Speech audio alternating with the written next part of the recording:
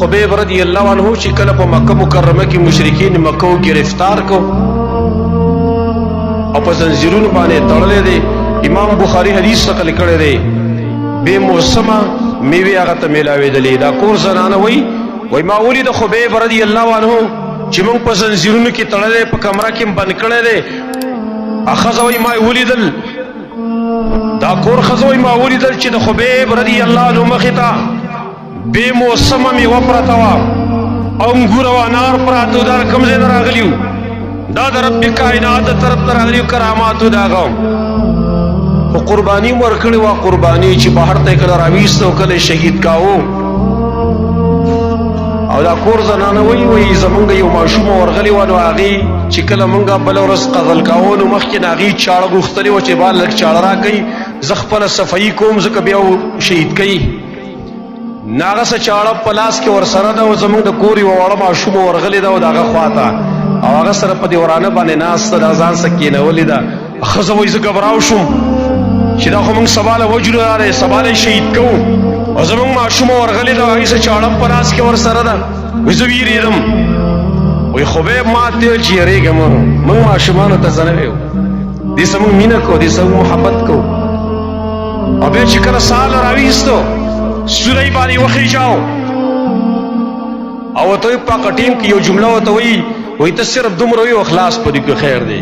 صرف دومره وي وه چې زما په ځای باندې دلته محمد صلی الله علیه وسلم وی او زه خلاص شوی نو دا مې خوښه وه. صرف دومره وی وه هسې وی وه. خبیب رضی اللہ عنہ دې ته هم تیار نه دی. خبیب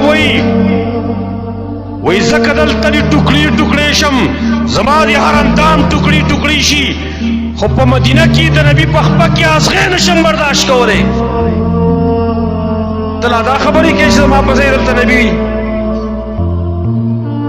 او په هغه ټیم کې بیا هغه اشعار ویل ولست ابالي حين اقتل مسلما على اي شق كان لله مصرعي وذلك في ذات الاله وان يشاء يبارك على اوصال شلب ممزع. اس بات میں اشترے چې کله زه په حالات اسلام کې وړم حالات اسلام کې زه شهید کېږم او په کوم ساټ باندې زه پرېوځم هېڅ پروا نشته دی ځکه زما قتل زما شهادت دا د رب کائنات دپاره دی.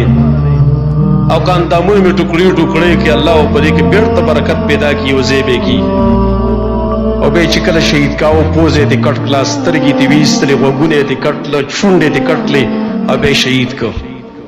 دا ته بې موسمه میوه ته ځکه میلاوېدله متقي دې دومره نشي برداشت کولی چې د نبي په باره کې دومره ووایي چې که د هغه زما په ځای دلته وی نو ښه وه. صرف هسې تشه وینا. نن موږ د نبي سنت د هغې سره موږ کم حشر کوو کم معامله موږ د هغې سره کوو زموږ چې وس رسېږي د نبي سنت د خپو لاندې کوو. که هغه زموږ په معاملاتو کې که زموږ په معاشرت کې وي که زموږ په نکاح او په غم او په ښادۍ کې وي او که زموږ په مال کې وي او که زموږ په بدن کې وي موږ کوشش دا کوو چې د نبي سنت هغه د خپو لاندې ګورو.